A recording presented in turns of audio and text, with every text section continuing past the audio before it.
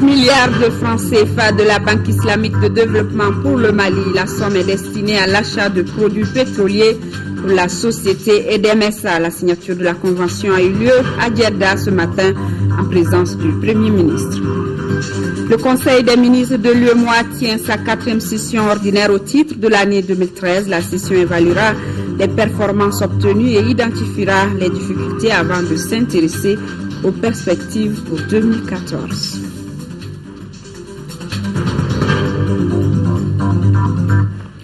Voilà pour le sommaire. Mesdames, Messieurs, bonsoir et bienvenue dans ce journal. La signature ce matin à Djeddah d'une convention de financement entre la Banque islamique de développement et le Mali. Par cette convention, la Banque met à la disposition de notre pays près de 12 milliards de francs CFA. Le montant est destiné à l'achat de produits pétroliers pour la société EDEM-SA. C'était en présence du Premier ministre et du président du groupe de la Banque islamique de développement. Nous aurons le reportage de nos envoyés spéciaux au cours de ce journal. Ouverture ce matin, ici à Bamako, de la 4e session ordinaire de l'année en cours du Conseil des ministres de l'UEMOA. Au cours de cette rencontre, les membres vont passer en revue les performances obtenues par la BCAO. Ils identifieront également les difficultés avant de se pencher sur les perspectives en ce qui concerne l'année à venir. Le compte-rendu de Amadou Sankare. Malgré un environnement international peu favorable, l'économie au niveau des 8 pays de l'Union économique et monétaire ouest-africaine s'est bien comportée. Et pour preuve, le taux de croissance qui était de 6,1% en 2012 est passé à 6,7% en 2013, selon le rapport de la surveillance multilatérale de l'UEMOA. Pour la nouvelle année qui s'annonce, cette institution entend marquer d'autres points avec la poursuite de plusieurs grands chantiers de développement. Déjà, pour réussir ce défi, certains indicateurs donnent espoir. Les bonnes campagnes agricoles, la tendance à la stabilité des coûts de la plupart des matières premières et du pétrole devraient permettre une évolution stable des prix en 2014 au sein de l'Union. La réalisation de cette perspective favorable requiert, à n'en pas douter, la poursuite des efforts de redressement des finances publiques et de mobilisation des ressources intérieures et extérieures. Lors de cette session, les participants vont également examiner plusieurs dossiers intéressant la vue de certaines structures économiques et financières de l'espace IEMOA.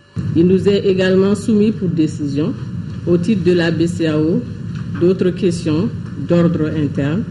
Au titre de la BOAD, la problématique du financement de leur activité et la proposition de renforcement en ressources. Notre conseil se penchera également sur divers dossiers ayant à faire avec la vie de notre Union et la bonne marche de nos institutions. La présente rencontre fait suite à la 17e session ordinaire de la conférence des chefs d'État et de gouvernement de l'Union tenue à Dakar en octobre 2013. Aujourd'hui, à l'Assemblée nationale, 4 projets de loi ont été votés à l'unanimité par les députés présents. Ces projets de loi concernent la ratification de 2 accords de presse signés entre le Mali et le fonds de l'OPEP et celui signé entre le Mali et l'Association internationale de développement IDA pour le financement additionnel du projet de compétitivité et de diversification agricole PCDA. D'autres projets de loi ont également été votés, défendus par le ministre du Développement rural. Ils sont relatifs au financement du projet hydroélectrique de Goïna et à la centrale électrique de Balengue 2. Mahamadou Doumbia, compte rendu. Au cours de cette séance plénière de l'Assemblée nationale, 4 derniers projets de loi ont été votés. Les 2 premiers portent sur la ratification d'un accord de presse signé à Washington entre le PEP et le Mali pour le financement du programme de développement de l'irrigation dans le bassin et à Séléngué 2. Ensuite, l'accord de crédit signé entre le Mali et l'Association internationale de développement IDA pour le financement additionnel du projet de compétitivité et de diversification agricole PCDA. Ces 2 projets de loi ont été votés à l'unanimité respectivement par 81 voix pour, 0 contre, 0 abstention. Ensuite, 82 voix pour, 0 contre, 0 abstention.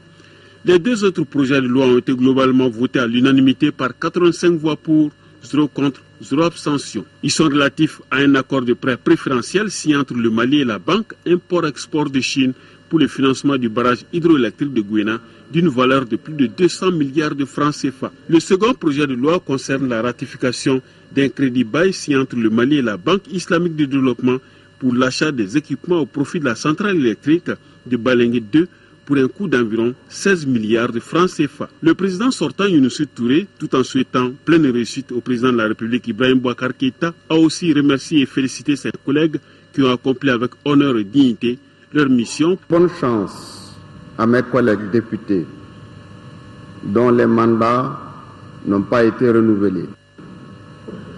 Il y a une vie après le Parlement. Merci de m'avoir accompagné.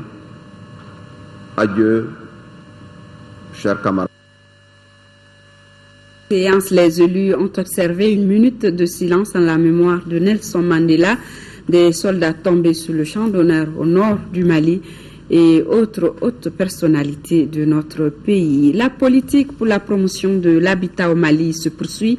La société immobilière et foncière du Mali, SIFMA, vient de signer des conventions de financement de 10 milliards de francs CFA avec Ecobank Mali et Shelter Afrique. Par ces conventions, SIFMA s'engage à réaliser 600 logements sociaux à Kati dans 1 an et demi. Mohamed Diarra.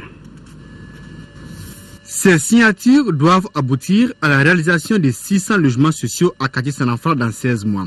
Une initiative de la Société immobilière et foncière du Mali, SIFMA. Les conventions ont été signées d'une part entre la SIFMA et Ecobank et entre la SIFMA et Shelter Afrique d'autre part. Effet immédiat, 10 milliards de francs CFA dans la besace de la SIFMA. Nous sommes convaincus à la SIFMA que cette belle aventure est justement l'une des raisons qui motivent notre confiance dans l'avenir et trouve son essence dans l'annonce de l'ambitieux programme de son Excellence, Monsieur le Président de la République, Ibrahim Boubacar Keïta, de produire 50 000 logements sociaux en faveur des classes moyennes durant son quinquennat. Sur ces 500 000 logements sociaux promis par le président de la République, la SIFMA s'engage à réaliser 15 000 sur 3 ans. La politique de l'habitat social est une expérience commencée il y a une décennie par l'État malien et soutenue par les partenaires. C'est ce qui justifie d'ailleurs l'appui financier de Ecobank et de Shelter Afrique. Aujourd'hui, nous célébrons le 4e prêt pour un montant de 4,8 milliards de francs CFA. Mais plus important, tous ces prêts ont été remboursés à bonne date. Ecobank est fier d'être à nouveau aux côtés de la SIFMA pour la construction des 600 nouveaux logements à travers un financement de 5,2 milliards de francs CFA, représentant 47% de l'enveloppe globale du financement. Pour le ministre du Logement, ces actions traduisent la vision des autorités, donner un toit à chaque Malien. Le logement est un facteur de croissance accélérée et redistributive. Ainsi donc, la réalisation de ce programme va créer en 16 mois des milliers d'emplois directs et indirects et générer des revenus pour de nombreuses entreprises et de nombreux ménages. Pour joindre l'acte à la parole, la SIFMA et ses partenaires prévoient de poser la première pierre de ces logements sociaux ce vendredi 20 décembre 2013. 2 entreprises de la place sont reçues cet après-midi le ministre de l'Industrie et des Mines. Il s'agit de Fitina SA et des Moulins du Sahel. Motivation principale de ces sorties, s'enquérir de l'état de fonctionnement de ces unités industrielles qui appuient le gouvernement dans sa politique de lutte contre la pauvreté. Reportage Abdrahman Mega. Démarrée en 2000 comme entreprise industrielle de transformation du coton brut au Mali, Fitna SA occupe une place de choix dans la lutte contre la pauvreté. Et c'est là à travers l'emploi des jeunes et la création de la valeur ajoutée issue de la vente des fils de coton. Après son lancement, cette société à capitaux maliens et étrangers a connu des moments difficiles. Pour son épanouissement, l'État malien, à travers des contrats de performance, a appuyé cette unité industrielle à redémarrer ses activités après 5 ans d'arrêt total. Il y a seulement 5 ans, cette unité industrielle était à l'arrêt, totalement à l'arrêt. Et avec les efforts des uns et des autres, notamment le soutien et l'appui permanent de l'État à travers les contrats de performance, l'entreprise a pu redémarrer et certains objectifs ont à présent été atteints. Le ministre Boubou Cissé a, au cours de sa visite, rencontré les responsables de cette unité industrielle. La réunion lui a permis d'être informé sur les préoccupations actuelles de cette entreprise. Avec ses 220 employés, Fitna SA ambitionne de transformer en 2014 2500 tonnes de coton brut. Et cela grâce à un plan de relance d'1 milliard de francs CFA élaboré sur 5 ans, soit 2011-2016. C'est une entreprise et une unité industrielle extrêmement importante pour l'État. Il ne faut pas oublier qu'il y a de la création d'emplois à la clé. Il y a 220 emplois en ce moment chez Fitina. Et tout ce qui est produit est quasiment à 100% exporté. Donc il y a même une contribution à l'amélioration de notre balance commerciale. Le ministre de l'Énergie et des Mines s'est ensuite rendu au moulin du Sahel. À ce niveau, Dr Boubou Cissé a visité les unités de transformation du blé en farine destinées aux boulangeries de la capitale. Dans le cadre du suivi de l'exécution des travaux de reconstruction et d'entretien des routes, le ministre de l'Équipement et des Transports a visité les tronçons Kaï-Djamou-Bafoulabé et Bafoulabé-Maïna. Il a été annoncé au cours de sa visite la reprise en janvier des travaux de ce dernier tronçon. Le compte-rendu de Kansoutou Kanouti. Le ministre de l'Équipement et des Transports, le général Abdoulaye Koumaré, a d'abord visité le rond-point à l'entrée du pont de Kaïndi avec le symbole de Kaï qui est le Sigui, financé par le gouvernorat de Kaï qui a profité des travaux de reconstruction des routes Sandaré-Kaï-Dibouli, section urbaine. Si les travaux de reconstruction des routes Kaï-Djamou-Bafoulabé sont terminés, il faut cependant signaler quelques petites difficultés. Il s'agit du pont de Takutala à Djamou qui demande des entretiens car des problèmes de joints se posent sur le pont. Toujours dans la commune de Djamou, plus précisément à Magagna, on peut voir des dégradations déjà par endroits sur la route. C'est un pont qui date, nous a-t-on dit, du temps colonial. C'est de voir globalement dans la cartographie de tous les ouvrages du pays, c'est de voir tous les anciens ponts, les anciens ouvrages qui sont là, voir dans quelle mesure on peut les réhabiliter. Mais tout ça aussi dépend des finances. Quant à la route Bafoulabé-Maïna, les travaux ont été suspendus à cause de la crise que notre pays a connue en mars 2012. Selon le ministre, les travaux redémarreront très bientôt. À partir de janvier déjà, si on pouvait commencer ces travaux, et c'est pour les terminer au premier semestre 2014. Quant au gouverneur de région, le colonel Salif Traoré, il a demandé au ministre de penser à construire un deuxième pont à Kaï, car ce sont 400 camions surchargés qui roulent sur le seul pont de Kaï tous les jours.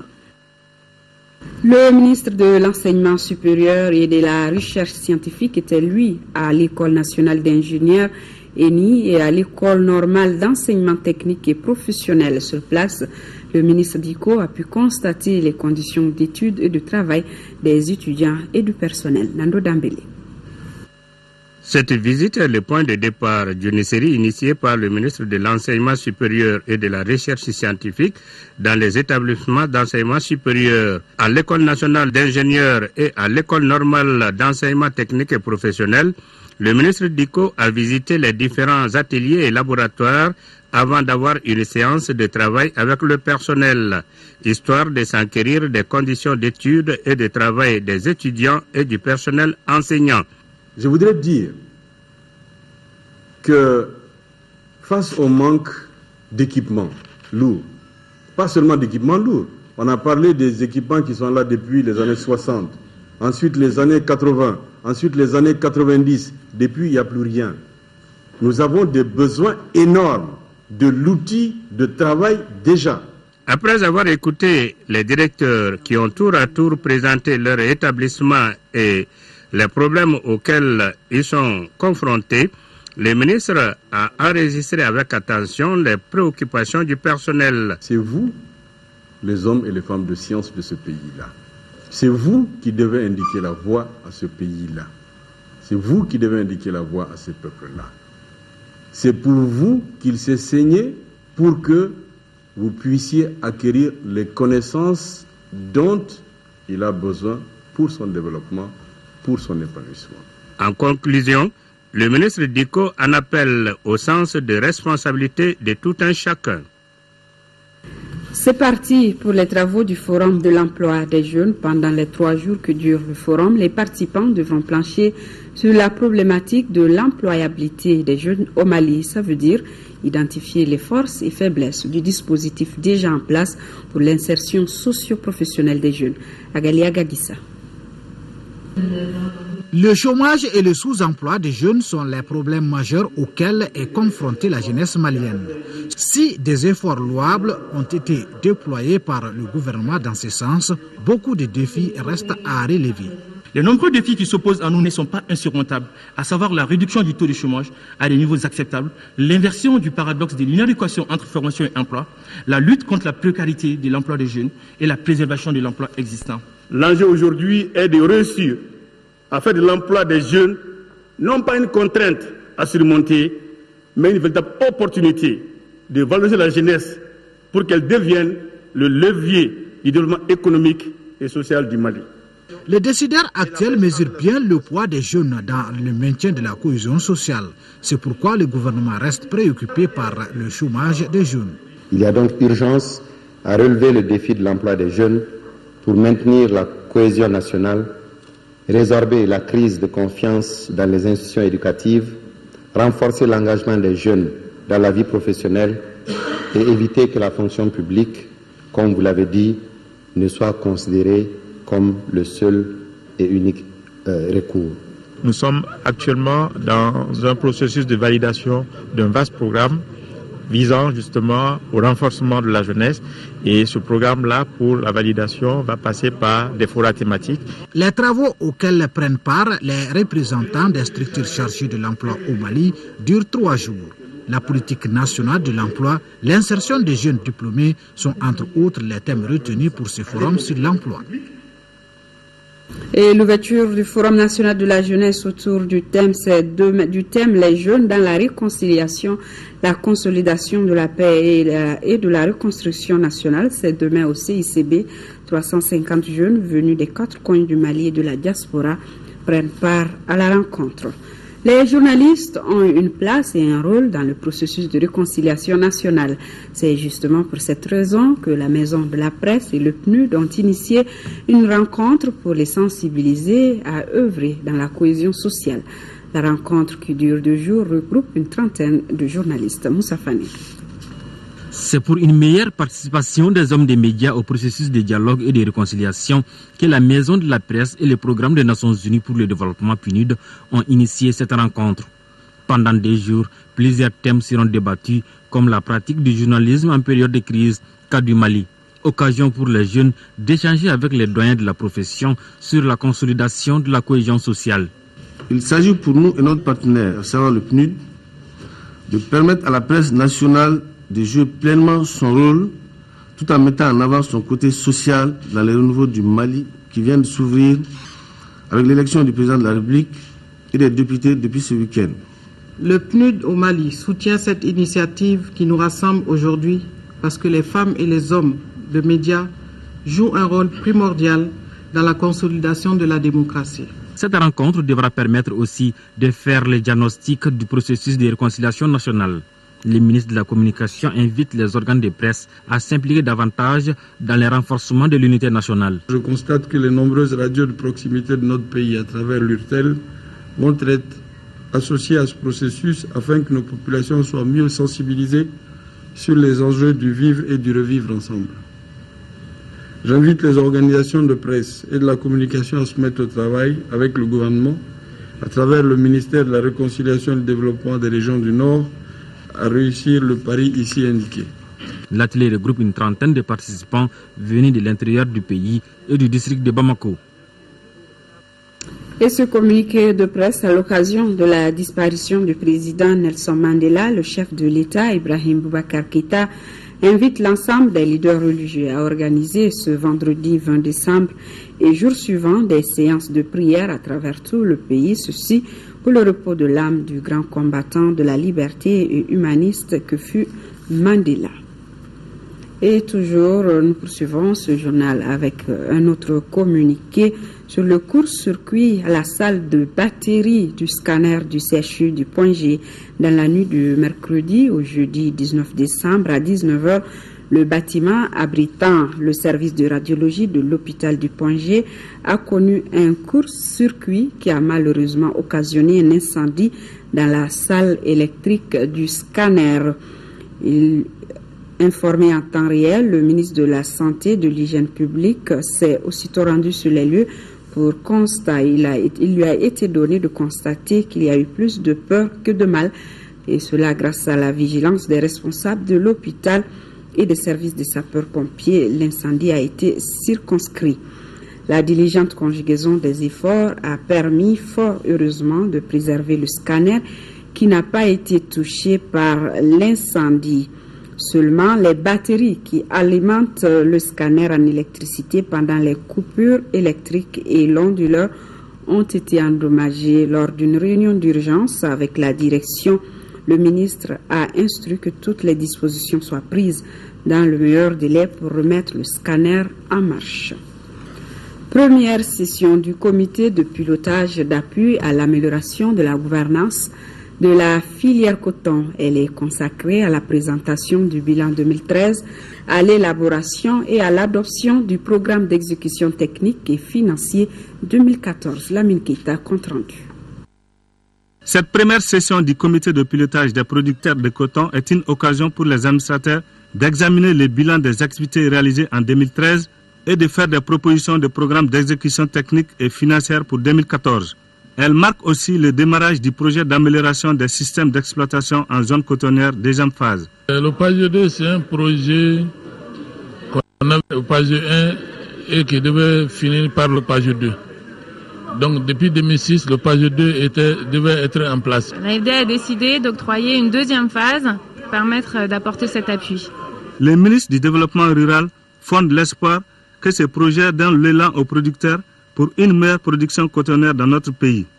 C'est un projet de 14 milliards que l'État prend la responsabilité de confier la gestion à la profession agricole, et nous notons en tout cas toute la conscience aiguë de la profession de gérer ce projet conformément donc aux politiques en vigueur, en faisant face avec une ferme volonté à relever les défis qui se posent à la promotion de la filière coton au Mali.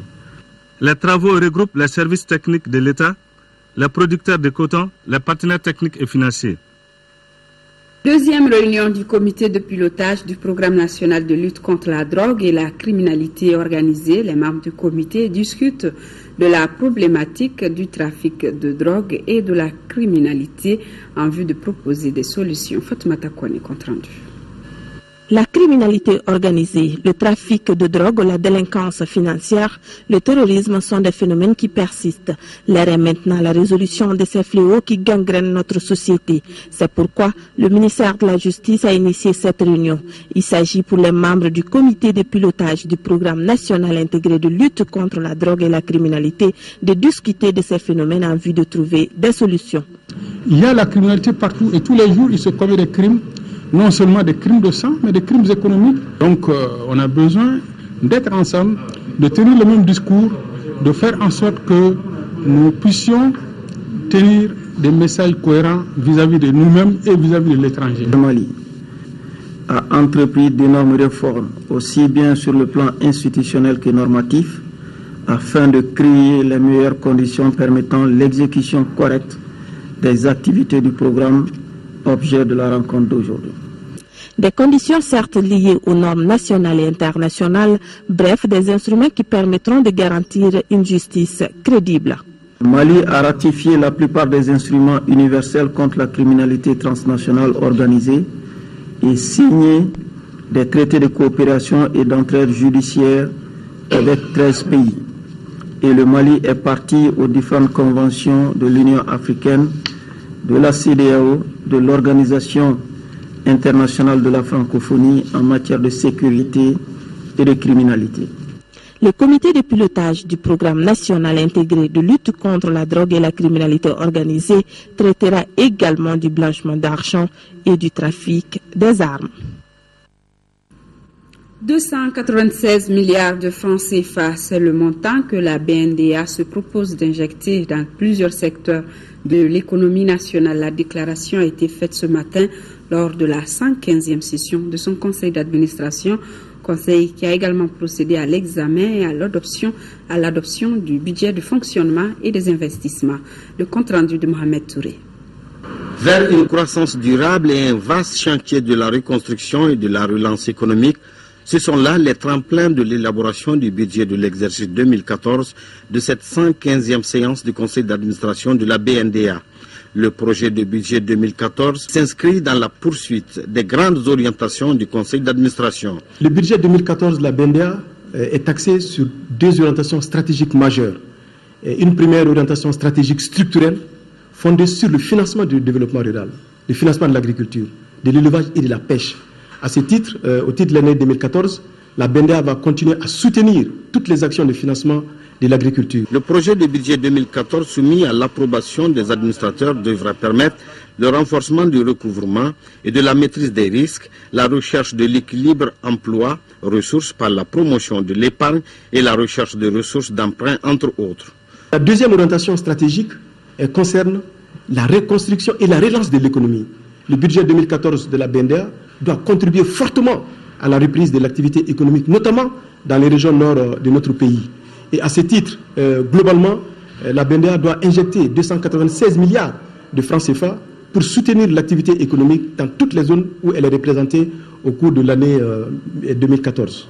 À noter que les autorisations de crédit de l'exercice 2014 prévues sont de 269 milliards de francs CFA, soit une croissance de 5% par rapport aux réalisations estimées de l'année 2013. Et le produit net bancaire escompté sera de 29,9 milliards, plus 11%. Le projet de budget de l'Agence nationale de la sécurité routière ANASER se chiffre à plus d'1 milliard 305 millions de francs CFA au titre de l'année 2014. C'est la 8e session du conseil d'administration de l'agence qui a donné l'information. Daouda Sidiki Diarra nous donne plus de détails. La route tue et continue de tuer chaque jour si l'on ne prend pas garde. Voilà qui amène le conseil d'administration de l'ANASER à focaliser les travaux de sa 8e session ordinaire sur les grands programmes de sécurité routière dans notre pays, notamment le port de casque et de la ceinture de sécurité, l'organisation de 30 contrôles routiers sur l'alcool et les stupéfiants au volant, au guidon, l'état des véhicules, le téléphone au volant et surtout la vitesse excessive. La formation des chauffeurs et conducteurs routiers urbains sur la sécurité routière, le renforcement de la sécurité des routes. Pour renforcer la lutte contre l'insécurité routière, le ministère de l'Équipement et des Transports s'est engagé à élaborer un document de politique nationale assorti d'un plan d'action de sécurité routière. L'Agence nationale de la sécurité routière a centré son programme d'activité 2014 sur le sujet. Il est bon que les Maliens sachent qu'il y a encore trop de Maliens qui meurent sur la route, du seul fait de notre comportement. Pour combattre ce fléau, et on ne peut que programmer beaucoup de contrôles. Il y aura beaucoup de contrôles inopinés sur tous les principaux axes. Pour mener à bien les activités de l'ANASER, un projet de budget est soumis à l'approbation des administrateurs au cours de cette session. Ce budget est arrêté en recettes et en dépenses à plus d'1 milliard 305 millions de francs CFA. Le dit budget a connu une augmentation de 8,36% par rapport à l'année 2013. Les candidats aux législatives du parti RPM de Gao viennent de mettre à la disposition des centres de santé de la ville un important lot de médicaments d'une valeur de 17 millions de francs CFA.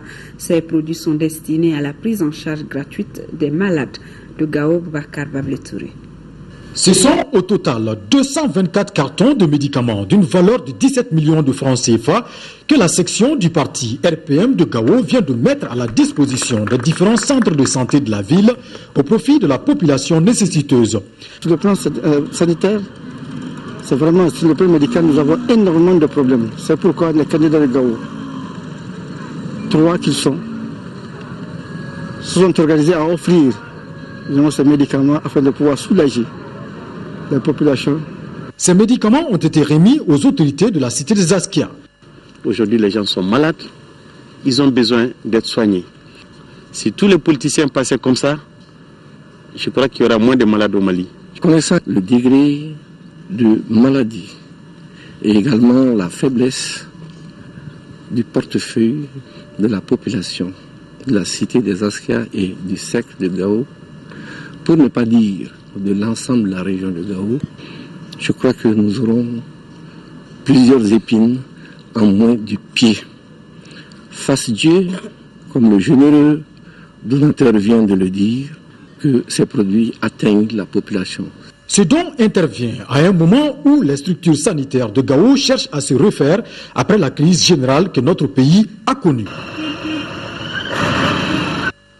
Et ce communiqué du RPM, communiqué ainsi libellé, le Rassemblement pour le Mali RPM, remercie vivement toutes les populations de notre pays pour la grande mobilisation tant humaine que matérielle le 15 décembre pour l'élection des candidats de notre parti à l'Assemblée nationale. Le parti remercie tous les citoyens pour leur acte de civisme. Il s'est compté sur l'esprit citoyen et démocratique de chaque Malienne et de chaque Malien en vue de la relance du processus démocratique et économique de notre cher pays et surtout retour à l'ordre constitutionnel normal. 21 millions de francs CFA. Nous irons à Ségou, en 4e région, près de 102 millions de francs CFA. C'est le montant du programme multi-acteurs axé sur la promotion des filières karité et échalotes dans les cercles de Bla et Nyono. Le programme qui a été lancé est financé par la coopération néerlandaise et Indamali. Candice l'a compte rendu. Le programme multi-acteurs PEMA axé sur la formation professionnelle dans les filières karité et échalotes est une initiative conjointe d'Indamali et de l'organisation néerlandaise Inter-Église de coopération ICO. Sa mise en œuvre va concerner les cercles de Bla et de Nyonon pour une durée de 2 ans. Le coût du programme est d'environ 102 millions de francs CFA. Il s'agira donc, pendant ces 2 prochaines années, 2014-2015, d'identifier et de renforcer les capacités des groupements et réseaux partenaires intervenant dans les filières de karité et de l'échalote pour la promotion de l'auto-emploi et l'amélioration des conditions de vie des communautés dans les cercles de Bla et Nyono. Ce programme axé sur les jeunes ambitionne de mettre en place 4 groupements et réseaux de 400 membres. Et au terme de 2 ans, au moins les 80% de ces membres auront une maîtrise sur les techniques de production, de conservation et de commercialisation des produits karité et échalotes. C'est le lieu pour moi de rendre un hommage à toutes les structures qui œuvrent aux côtés de l'État malien, comme ENDA, Tiers Monde et son partenaire financier ICO, pour tous les efforts qu'ils ne cessent de déployer au quotidien dans le cadre de l'amélioration des conditions de vie des communautés. Une occasion également pour Issa Diarra, déjà vice-président du Conseil régional, de témoigner toute la pertinence de ce programme pour la région qui permettra sans nul doute de réduire de façon significative l'exode des jeunes. En 5e région, le Centre de recherche appliquée et de formation en production d'énergie alternative a démarré ses actions à travers un projet relatif à la production d'énergie alternative. Il est financé par le PAOS 2 pour 30 millions de francs CFA avec la participation de l'association Yassagou France pour une année. Le compte rendu de Jules Sambou-Sissoko. La valorisation de la partie organique des déchets biodégradables est le cheval de bataille du Centre de recherche appliquée et de formation en production alternative basé à Sévaré. Les activités de ce projet s'inscrivent dans ce cadre pour une durée d'1 an sur le financement du PAOSD à hauteur de 30 millions de francs CFA avec la participation de Yassagou France. La production de 20 tonnes de briquettes de charbon et de 100 tonnes de compost. Il compte créer une dizaine d'emplois fixes et une trentaine d'emplois indirects à travers la commune urbaine de Mopti. Au Mali, la diffusion d'énergie alternative est la première réponse locale à l'avancée du désert, qui est bien sûr due principalement à la coupe abusive de bois. Nous espérons à travers ce projet sensibiliser les mopticiens à l'usage de ces énergies alternatives et de ce compost amélioré. Le dit projet va contribuer à la protection de l'environnement par l'assainissement du cadre de vie. La problématique de l'assainissement constitue l'un des enjeux de l'autorité communale. Le rétrécissement de l'espace utile et l'urbanisation accélérée de la ville ont engendré de nombreux problèmes environnementaux en termes d'ordures solides et liquides. Nous poursuivons avec cet autre communiqué du président du collège transitoire de la Chambre de commerce et d'industrie du Mali. Il invite les opérateurs économiques à la cérémonie d'ouverture de la foire de fin d'année demain vendredi à 16h au CICB. 4e édition de la Nuit du Mérite, elle aura lieu demain au Musée national, organisée par le Comité olympique et sportif du Mali. L'événement récompense des sportifs anciens et pratiquants ou des dirigeants sportifs. Pour plus de précisions, écoutons le colonel Brahima Diabaté de la commission d'organisation. Il est au micro de Khalifa Naman Traoré. Elle a pour objet de faire un clin d'œil envers tous nos camarades qui sont illustrés dans le sport et qui ont porté haut le flambeau du sport malien et qui sont presque dans l'oubliette.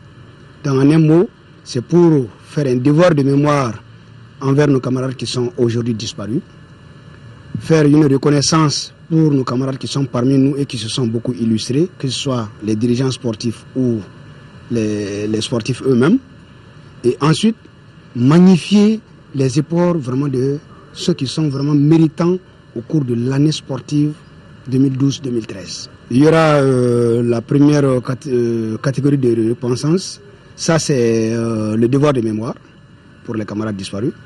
Ensuite, la reconnaissance pour anciens sportifs. Il y aura le trophée du meilleur dirigeant sportif de l'année 2012-2013 et le trophée du dirigeant le plus fair play, du sportif le plus fair play de l'année. Et ensuite, il y aura le clou de la cérémonie qui est la récompense des meilleurs sportifs ou sélection nationale sportive de l'année. Oui, au RTM Sikasso, l'événement est placé cette année sous le signe de la réconciliation nationale. C'était le week-end dernier dans la salle Lamissa Bengali sous la présidence du gouverneur de région, Daouda Diakité. C'est dans une véritable communion que les populations du Kénédougou s'étaient donné rendez-vous ce samedi 14 décembre dans la salle de spectacle Lamissa Bengali pour vivre l'événement culturel majeur, la traditionnelle nuit ORTM. Une nuit placée cette année sous le signe de la réconciliation nationale, tout un symbole. L'ORTM, fidèle à sa mission d'informer, de divertir et d'éduquer, apporte à travers cette soirée culturelle sa pierre de contribution à la réconciliation des cœurs et des esprits pour un Mali un et indivisible. Sur le plateau, traditionnel et moderne vont se côtoyer durant 3 heures. Le Kouroubi, danse royale du Kénédougou, donne le ton.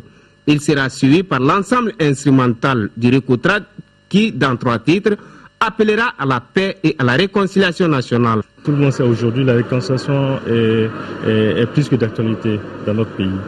Et surtout, venant des hommes et les femmes de la communication, et tout le monde sait qu'ils ont un rôle central dans cette réconciliation. Le show musical fera appel à Suleiman Traoré Neba Solo, une prestation qui sera ponctuée par un défilé de mode et de coiffure des 8 régions du Mali et les districts de Bamako, et un montage poétique des élèves du complexe scolaire Salama pour ensuite laisser place à la référence du rap malien Milmo qui viendra soulever le public de la salle Lamissa Bengali. Je sais que les Maliens sont très tolérants, mais ce que je leur demande, c'est de ne jamais oublier que ce Mali-là est le Mali de nous tous et que nous venons de loin, nous l'avons hérité de nos ancêtres. Nous devons le léguer en entier et réconcilier avec nous-mêmes notre progéniture. Vivement l'édition 2014 dans un Mali uni et réconcilié. Et notre confrère Mamadou Kaba, décédé dimanche dernier, sera inhumé demain vendredi. La prière funèbre aura lieu à la mosquée de Kinzambougou à 13h. Auparavant, une cérémonie d'hommage lui sera dédiée à 11h dans sa grande famille à Bagadadji. Sport, football, fin hier de la 4e journée du championnat national de Ligue 1 au stade Mamadou Konaté. Le stade malien de Bamako a battu Eliwidj FC d'Aguelok par le score de 2-0. Juste après cette rencontre, le centre Salif Keita et l'association sportive de Bamako ont fait un match nul 0-0 partout. Kumbanyambele. Pendant les 90 minutes de cette dernière rencontre de la 4e journée entre le centre Salif Keita et l'association sportive de Bamako, on a assisté à un match équilibré avec quelques occasions de part et d'autre. Aucune d'elles n'a abouti. La rencontre s'est finalement soldée par le nul de 0-0. Auparavant, le stade malien de Bamako a réussi sa 4e victoire de la saison en s'imposant 2-0 devant Eliwij FC d'Aguelhak. Dans cette opposition, il a fallu attendre la 33e minute pour que Morimakan Koïta allume la première bougie pour les Blancs de Bamako. 1-0 pour le stade, ce score mène à la pause. À la reprise, précisément à la 65e minute, Mamadou Traoré d'Eliwij sort pour cumul des cartons. À 10 contre 11, le stade presse et réussit à aggraver le score à la 72e minute par Moussa Diawara. Sur un centre de Abdoulaye Sissoko, 2-0 pour les Blancs de Bamako, c'est d'ailleurs le résultat au terme de la rencontre. Avec cette victoire, le stade malien de Bamako compte désormais 12 points. Du coup, les pensionnaires de Sotiba occupent la tête du classement. Voilà, avant de refermer cette édition, je vous l'annonçais dans les titres, il y a eu une signature ce matin à Djeddah d'une convention de financement entre la Banque islamique de développement et le Mali. Malheureusement, nous n'avons pas pu avoir le reportage. Vous l'aurez dans nos éditions de demain. La présente est donc terminée demain dans la journée. Amara Malé Diallo, et pour les éditions du soir, Amadou Sankaré. Et juste une annonce avant de refermer, j'allais l'oublier. À suivre après ce journal, votre émission, l'invité de la semaine, Ibrahima Diombele, reçoit Cabinet Komara, commissaire de l'OMVS. Un entretien qui évoquera les débuts de l'OMVS et des 2 événements majeurs de l'organisation. Il s'agit de l'inauguration de la centrale hydroélectrique de Félou et de la pose de la première pierre du barrage de Goïna dans la région de Kaï. L'invité de la semaine, c'est aux alentours de 21h30 sur l'ORT. Merci pour votre fidélité. Excellente nuit à tous.